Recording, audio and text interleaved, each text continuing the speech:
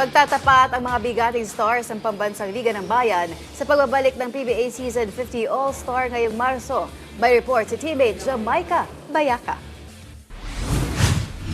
Bilang bahagi ng paggunita ng Golden Season ng Liga, nakatakdang magsimula ang PBA Season 50 All-Star sa Candon City, Ilocos Sur. Pangungunahan ni Coach Chot Reyes ang South Team na kinabibilangan ni Junior Fajardo, RJ Abalientos, Scotty Thompson, Calvin Oftana at Robert Bolick. Para naman sa grupong North ni Coach Leo Ostria ay sina Japes Aguilar, Calvin Abueva, Juan Gomez Diliano, CJ Perez at Stephen Hall. Unang laro ay North versus South format sa Season 50. Si Fajardo at Aguilar ang magsisilbing team captain ng bawat grupo na kapwa nanguna sa botohan.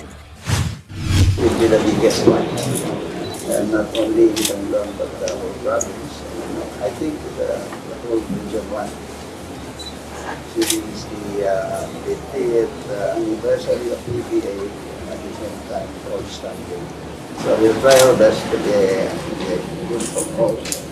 Iimbita ko kayong lahat.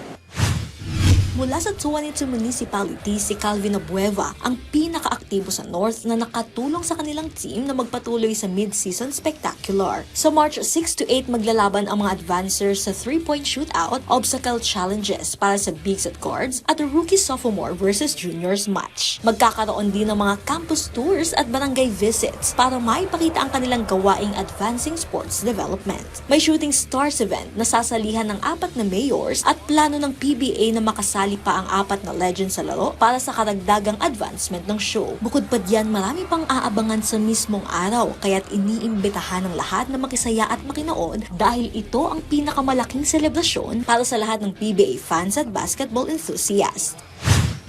Rookie sophomore. Maglalaro sa Biyernes. Tapos may obstacle tayo ng small at sa big na ginawa natin. 3-point shootout and 3 points. Siguro may dalawang bola, 4-point. So, yun ang mga yun ang mga events natin doon. Jamaica Bayaka para sa atletang Pilipino, para sa bagong Pilipinas.